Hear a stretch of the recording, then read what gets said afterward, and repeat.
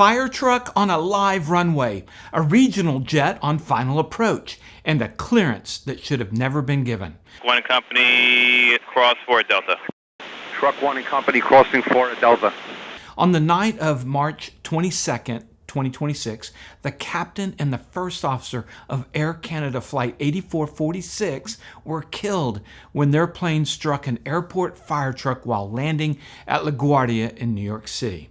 And the NTSB's preliminary report tells a story that every person who's ever flown commercially needs to understand.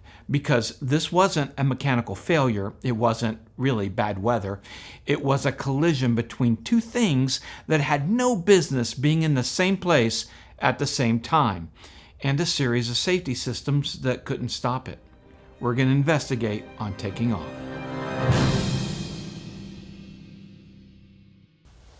Before we get into the details, 2 pilots didn't come home from work that night, and I want to acknowledge that. The captain and first officer of this flight and the families they left behind are struggling. And by all evidence at this point, they really didn't do anything wrong. So my prayers go to them. Okay, let's get to the NTSB preliminary report. Jazz Aviation, operating as Air Canada Flight 8646, departed Montreal for LaGuardia on the evening of March 22, 2026. The aircraft was a Bombardier CRJ 900, a 76-seat regional jet that operates on hundreds of short-haul routes across North America every single day. On board, 72 passengers, 2 flight attendants, 2 pilots. The weather at LaGuardia was night VMC, visual conditions, meaning the pilots could see the runway. There was light rain. The runway was wet, but nothing unusual. At 11:35 p.m., air traffic control cleared the flight to land on runway 4. Now, 4 minutes earlier, at 11:31 p.m., a ground emergency had been declared near Terminal B at LaGuardia. 6 airport rescue and firefighting vehicles plus a Port Authority police vehicle were responding. We'll get to what they were responding to in just a moment. The vehicle staged near the intersection of taxiways BB, Bravo, Bravo, and Delta. The lead truck, Truck 7, tried to call the tower at 11:35 for crossing clearance. A simultaneous radio transmission blocked that call. Nobody heard it. And before we go over the second-by-second play calling, I want to talk about the tower. 2 controllers were on duty that night, which for that shift is normal. The local controller, LC, was handling the active runways and the airspace. The controller in charge, CIC, was handling ground and departure clearances. The NTSB says that's standard for the midnight shift at LaGuardia, but NTSB Chair Jennifer Homendy didn't let it go without comment. So these 2 positions were combined into 2 positions. And what we do know is that that is in the standard operating procedures for LaGuardia. It's for the midnight shift. It's also common practice across the national airspace where you would have 2 controllers in the tower cab during the midnight shift. LaGuardia handles over 900 flights a day. She said combining those roles in that environment is something the NTSB has raised concerns about for years, and that's a fair point. The midnight shift, as a reminder, is one that we have many times at the NTSB raised concerns about with respect to fatigue. Again, I do not know. We have no indication that was a factor here, but it is a shift that we have been focused on in past investigations. And there's a procedural question underneath all of this. Reuters obtained LaGuardia's own standard operating procedures document, which states that local and ground control positions are not supposed to be combined before midnight or before 90 minutes into the shift, whichever happens later. The crash happened at 11:37 p.m. The local controller had signed in only 42 minutes before. If those roles were already combined at that point, that would be inconsistent with the facility's own written rules. The NTSB has not confirmed this officially. It's part of what they're investigating. What the NTSB has confirmed is this: the tower logs contain conflicting information, including discrepancies in dates and times. We do have logs but there's also conflicting information, including dates and times on the logs. So now we have to go through that and rectify some of those inconsistencies. The preliminary report does mention the controller in charge handling ground had been the person dealing with the stricken 737 that we're going to get to. When the ground emergency was declared, the local controller added ground while the CIC worked the emergency. All right, let's talk about the crash aircraft. The CRJ-900 is one of the most common regional jets in North America. It's the backbone of Air Canada's regional network, operated under contract by Jazz Aviation.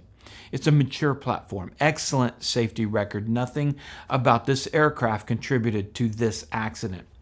And let's talk about the airport. LaGuardia is one of the most constrained major airports in the country. It's compact layer, complex taxiway geometry, runways close to taxiway crossings. On this particular night, a ground emergency, a landing aircraft, and 7 vehicles seeking runway crossing clearance all at the same time with 2 controllers in the tower. Ground Unit 2384 is declaring an emergency. Flight attendants in the back are feeling ill. Because of the odor, we will need to go into any available gate at this time. Okay, roger that. And the fire trucks are over there. They're going to bring a start truck just in case you guys do want to evacuate. Let me know if you do. Copy. Yeah, we'd prefer to wait on a gate, but I mean, again, we only got so much time here because there's still a bit of an odor in the back of the airplane. LaGuardia had 3 layers of technology specifically designed to prevent what happened that night.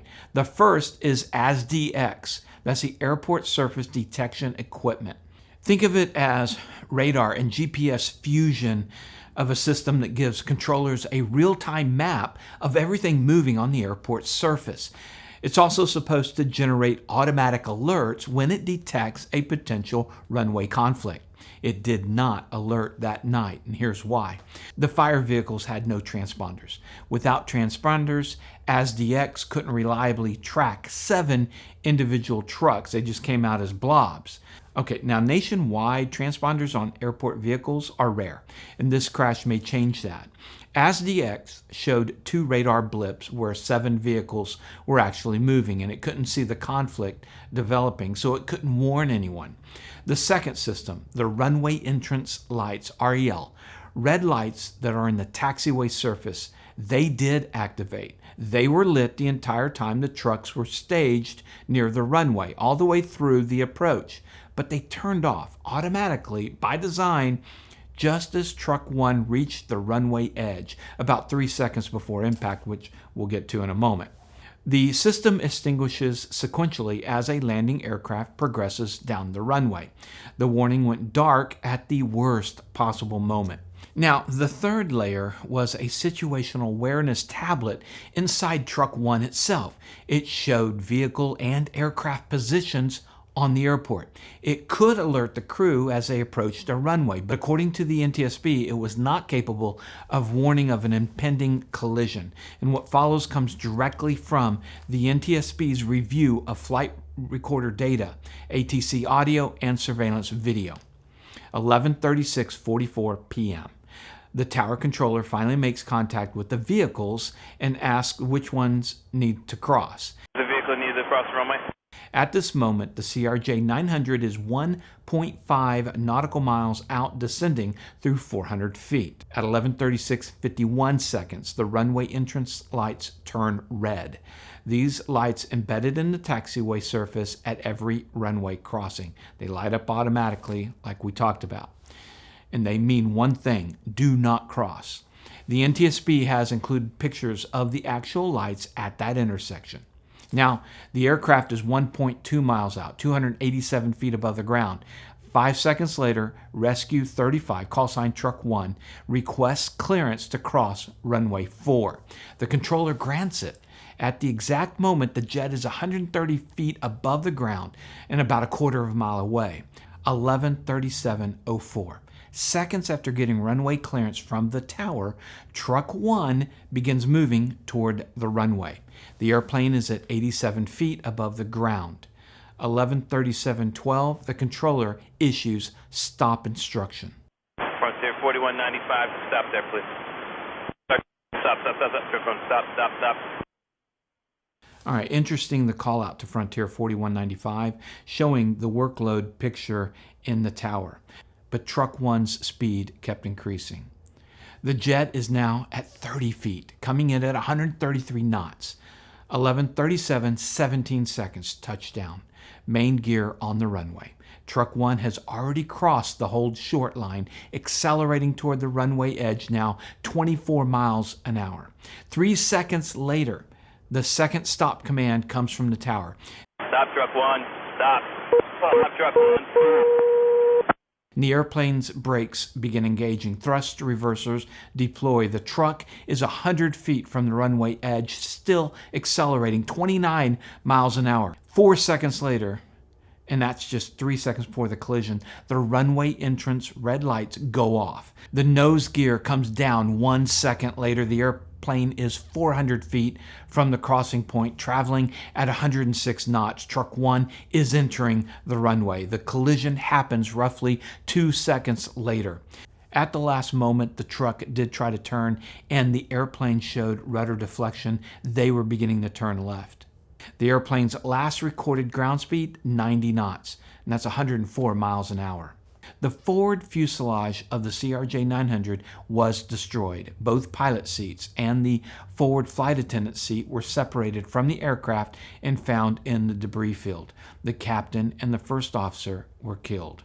The fire truck was impacted behind the cab and rolled onto its side. Now, moments before the impact, one of the guys in that truck saw the plane and tried to yell "stop, stop" over the truck's intercom. But apparently the driver didn't hear that. The 2 crew members on that truck survived with serious injuries. All 72 passengers made it out through the overwing exits. The aft flight attendant, who had no idea what had just happened, couldn't reach the pilots by intercom. They managed the rear of the cabin in the dark until airport rescue firefighters personnel arrived. They all survived. 18 minutes after the collision, one of the controllers was still working the frequency. A Frontier Airlines pilot who had seen it happen came on the radio. Frontier 4195, I got the word that we're going to be closed for a little while. If you want prepared to return to the ramp, let me know. Yeah, we got stuff in progress for that, man. That wasn't good to watch. Yeah, I know I was here. I tried to reach out to my stuff, and we were dealing with an emergency earlier. No, man, you did the best you could.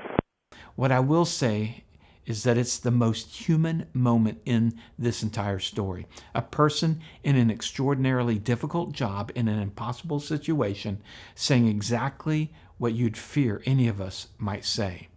The NTSB has been clear. They don't investigate to assign blame. They investigate to find facts, to prevent things like this in the future. On the question of what was happening in that tower, they still have questions. This was the NTSB's preliminary report. It doesn't assign blame or cause. That comes after the investigation. Instead, this report is all about the facts known. The fire crews were responding to an emergency, doing exactly what they were supposed to do. The controller was managing 2 simultaneous crises with 2 people in the tower.